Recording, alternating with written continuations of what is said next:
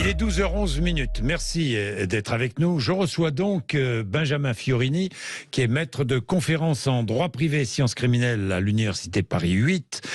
Bonjour Benjamin Fiorini. Donc, bonjour. Merci d'être avec nous. Vous avez publié une tribune dans Le Monde à propos de ces bras d'honneur d'Éric Dupond-Moretti. On a vu les images.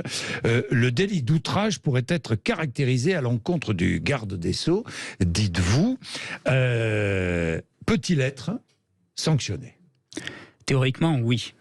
Théoriquement, ce qu'il faut savoir, c'est que les membres du gouvernement, lorsqu'ils commettent un crime ou un délit dans l'exercice de leurs fonctions, et tel était le cas en l'occurrence d'Éric Dupond-Moretti, qui était présent à l'Assemblée nationale en tant que membre du gouvernement, en tant que garde des Sceaux, tous les crimes et délits commis par les membres du gouvernement dans l'exercice de leurs fonctions peuvent être poursuivis et jugés devant la Cour de justice de la République. C'est ce que prévoit l'article 68 de la Constitution.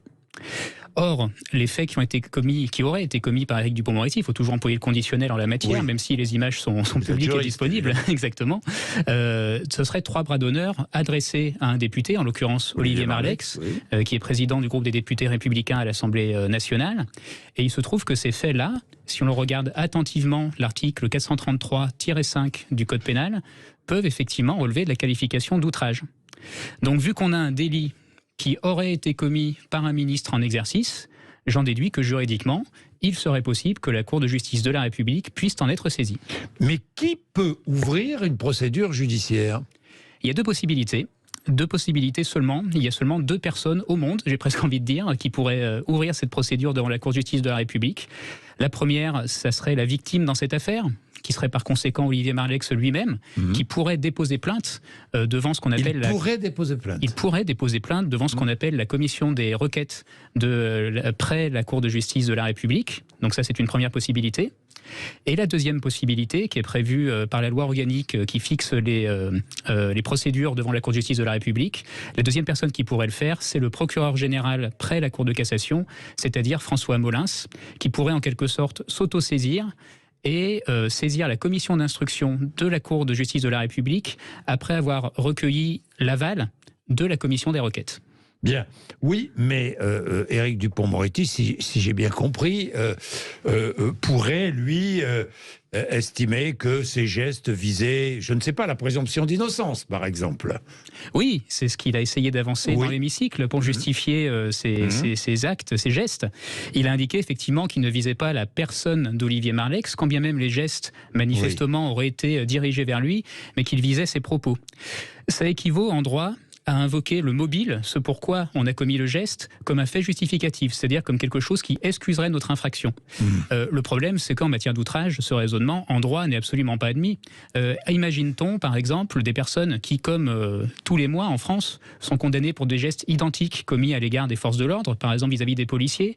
Imagine-t-on que ces personnes puissent dire et être exonérées de leur responsabilité « Ah, mais je ne visais pas le policier, je visais ses propos » ou « Je ne visais pas le policier, je visais l'autorité de l'État, que sais-je ». On est dans la fable. Cet argumentaire-là, cette défense-là ne tient pas et ne justifie pas des faits d'outrage. Benjamin Fiorini, dans la vie de tous les jours, le bras d'honneur, malheureusement, c'est une habitude pour certains. Qui n'a pas fait un jour un bras d'honneur, d'ailleurs, entre nous. Mais est-ce que c'est condamnable ? Vous faites un bras d'honneur à quelqu'un dans la vie, dans la rue, je ne sais pas, ou ailleurs. Est-ce que c'est condamnable ? Ça peut être condamnable, notamment si vous l'adressez à une personne qui est chargée d'une mission de service public ou dépositaire de l'autorité publique. En l'occurrence, un député, un parlementaire de manière générale, peut être considéré comme une personne chargée d'une mission de service public. Oui, vous faites ça à un maire, par exemple, un bras d'honneur à un maire, vous pouvez être condamné. Vous pouvez d'autant plus être condamné qu'il se trouve que le même garde des Sceaux dont nous sommes en train de parler, le 7 septembre 2020, a adressé à tous ses procureurs une circulaire exigeant que ce type de faits, dès lors qu'ils étaient commis envers des élus, donc des députés, des sénateurs ou des maires, par exemple, devaient être sanctionnés avec la plus grande fermeté. Ça signifie que le garde des Sceaux, si l'on suit mon raisonnement, se serait mis en contravention par rapport à sa propre circulaire, aurait commis des faits pour lesquels il a demandé à l'autorité judiciaire la plus grande fermeté. Que l'autorité judiciaire l'écoute. Que l'autorité judiciaire l'écoute, vous attendez, donc vous dites, je ne comprendrai pas que François Molins, parce que je ne suis pas certain qu'Olivier Marleix déposera plainte. Je ne sais pas. Alors là, je ne suis pas certain. On serait plus dans l'ordre de la stratégie politique. Oui, peut-être qu'effectivement, si l'objectif était de mettre en difficulté davantage Éric Dupond-Moretti, il pourrait porter plainte. Peut-être que le fait qu'il puisse porter plainte est déjà peut-être une arme en quelque sorte qui permet d'exiger de la Première ministre des sanctions contre le garde des Sceaux. Oui. Mais peut-être qu'il ne portera pas plainte, effectivement, pour des raisons politiques. La Première ministre n'a pas moyen de sanctionner. Si elle a moyen, elle peut le révoquer, le faire partir de le pousser à quitter son gouvernement, mais elle n'a pas de moyens juridiques, évidemment. Non, elle pourrait proposer au président de la République, effectivement, de mettre fin à ses fonctions. Voilà, c'est tout. C'est ce qu'elle peut faire, c'est tout. Enfin, c'est déjà beaucoup. Mais c'est tout.